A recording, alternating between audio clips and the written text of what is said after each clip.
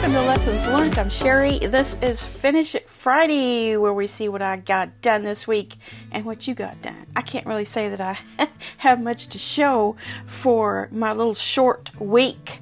I didn't really get started sewing back again after coming off of a trip until Tuesday, and that was the Wednesday video basically.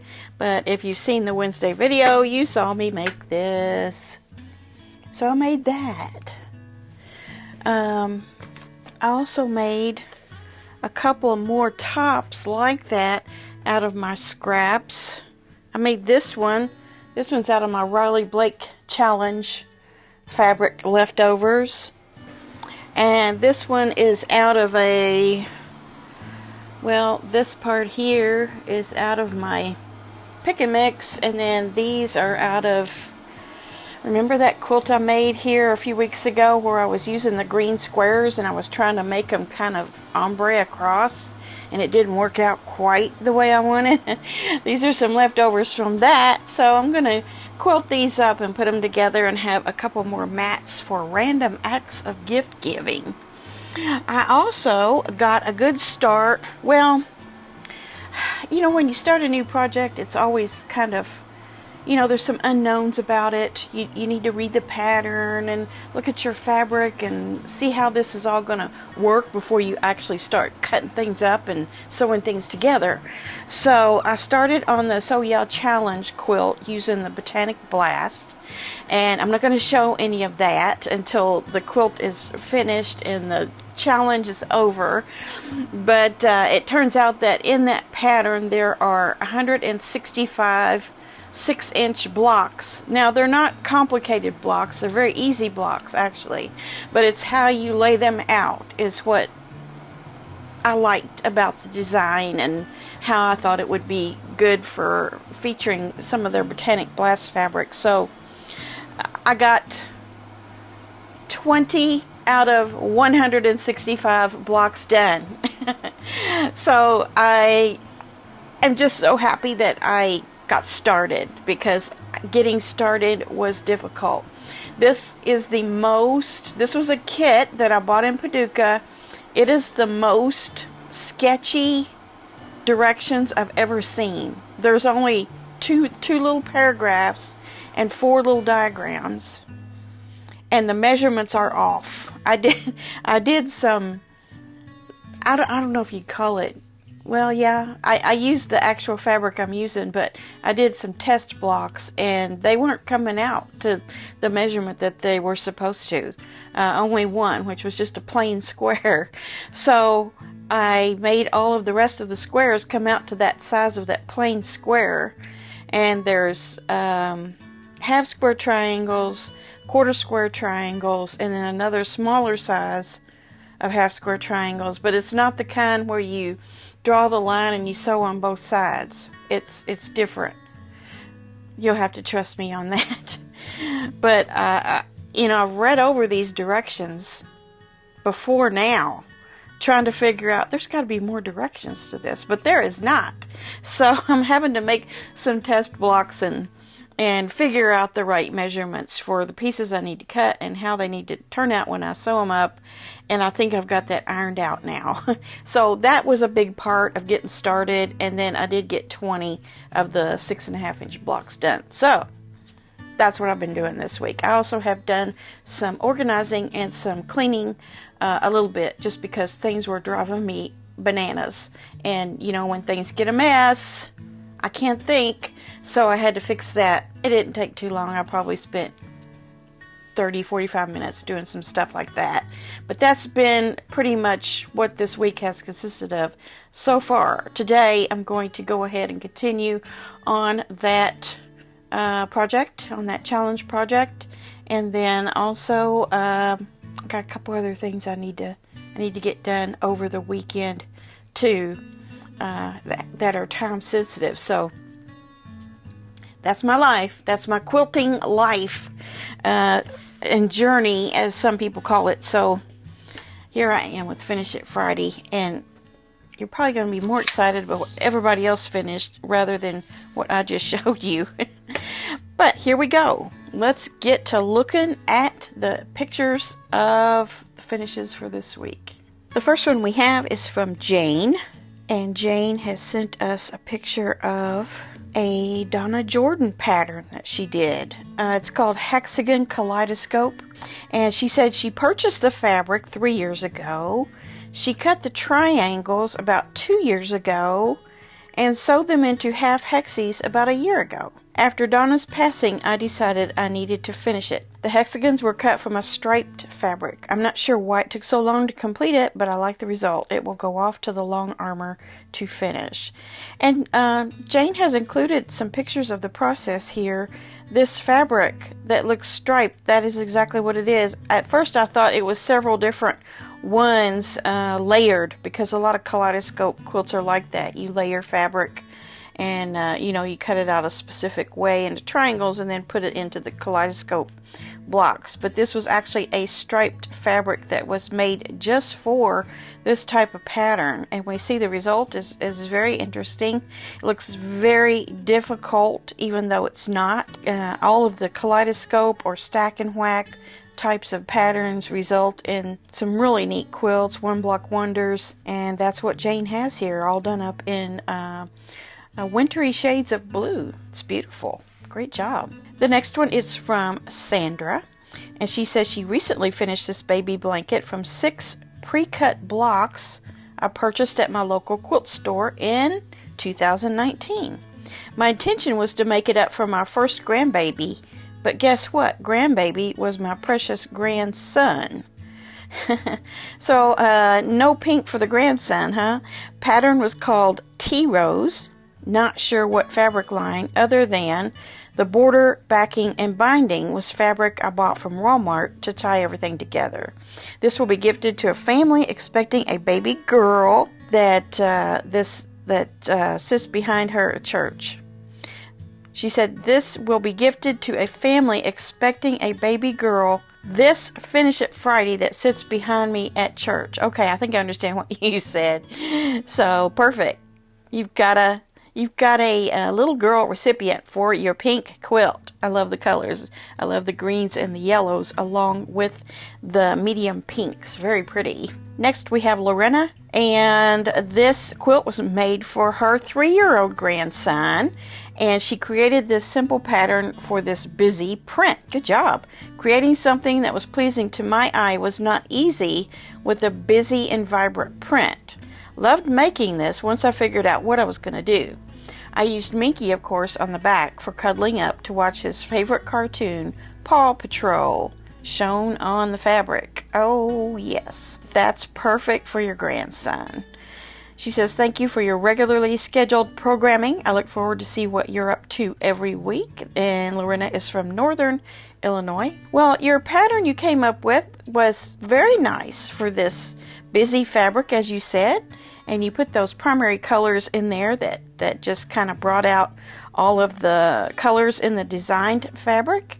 And yes, that navy Minky is going to be very cozy for him. Awesome. Next we have Esther. Esther has done Phyllis the Flamingo here. And she's calling her Phyllis because that's her mother-in-law's name. I feel like there's a story here. She says, I finished her a few weeks ago. I will re-quilt it with a stipple pattern as I'm not happy with the quilting right now. But life has thrown us a gaggle of hardballs these past few weeks, and sewing is off the table for another 2 weeks. Anyway, the flamingo pattern is from Pattern Pool. And I don't know what you're saying after that. You've got Phi and then FL Flamingo. Maybe it's called Phi Flamingo or Phi Florida Flamingo. And she said it was easy to do and the rest was her own imagination. This was a fun and quick project. Yeah, I love the flamingo. She's quite something there. With the applique, you have appliqued lotus flowers, cattails, monstera leaves, and other tropical flowers. It's just really, really pretty. And I wouldn't worry about your quilting you did on there. I think it's just fine. Next we have Chris, and she says, this was a scrap stash buster I started over the winter.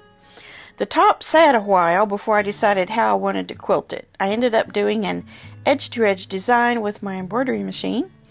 It's 66 by 82, and I used a flat sheet for backing.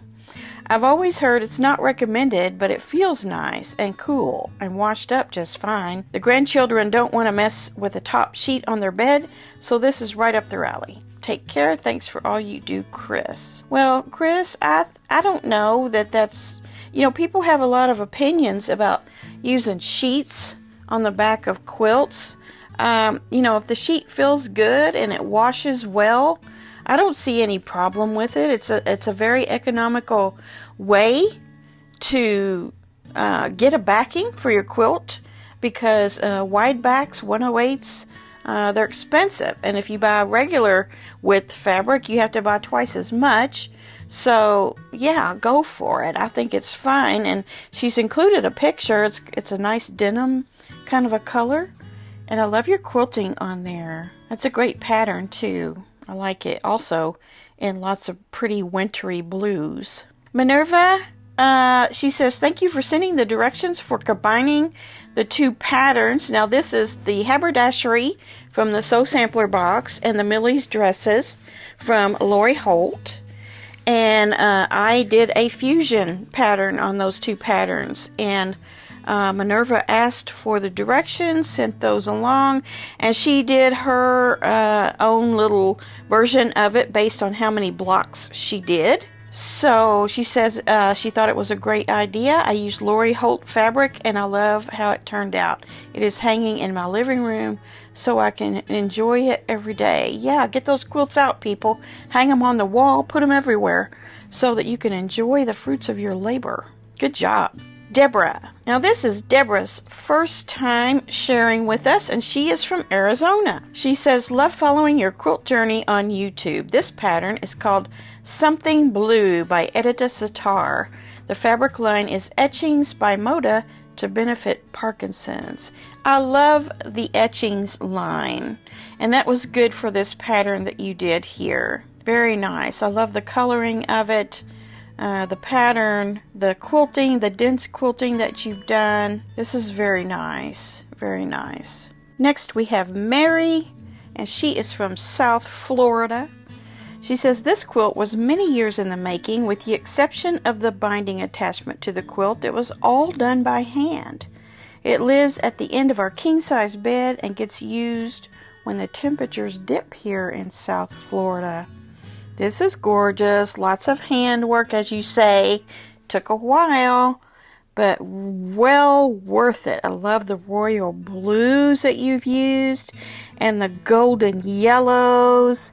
And it looks like you've used floral fabrics and bee fabrics. It's just gorgeous. Love it. That is really, really an heirloom type of quilt. Kind of a grandmother's flower garden, I believe that's called. And you just have to hand sew all those little hexies together and you get these wonderful flowers.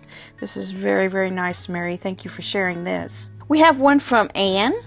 She says, here is my latest quilt top. I'm a couple of weeks behind on pick and mix, but it is next. This is a baby quilt for a shower at the end of the month, so it needed to be prioritized. Totally understand. You can get back to that pick and mix whenever it's convenient for you. You can jump right back into that very easily. I love this block. It's so pretty. It's just kind of a rose with the leaves. I like that, and makes a very elegant baby quilt, and that will be dearly loved by its recipient. I'm sure of it. The final one and 10th one we have for this week is from Nellie, and she has made a summer table topper here. She says, here is a table runner I made for a table topper swap hosted by the Sewing Loft. I was matched with Pam in Mississippi. She has already received it and sent me a picture of it on her table. I have received hers, and it's very beautiful using bright batiks. And why did you not send us a picture of that one?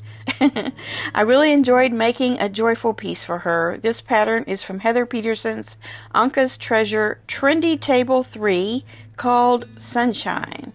Watermelons remind me of summer. These happy colored charm squares sure brighten it. I quilted it in gold thread with dragonflies because that's another summer theme with me. I quilted it on my embroidery machine, a Janome 500E, using a magnetic hoop, and I didn't forget to label it. Yay! Good for you. She's enjoying this summer on her table. I love it. Yes, watermelons make me think of summer as well. Okay, thank you for sending all of your wonderful finishes in. There's a few more in the queue for next week, and I'm sure I'll be getting some more, so keep them coming. We'll do 10 a week. Also, be sure to pay attention to the guidelines in the description box. If you haven't found that yet, it's in the description box of every one of my videos. Follow those, and I'll be sure to get your finish up on the big screen. All right, we have a weekend ahead of us, hopefully with a little bit of sewing in it, at least a little bit. It's summertime. People are outside. They're doing festivities of all kinds, weddings, graduations, all of the things. But if you can fit in a little sewing every day, it'll be a good thing. All right, we will see you back here on Monday Quilt Chat with more quilty news from my world and the world in general. All right, we'll see you soon. Bye.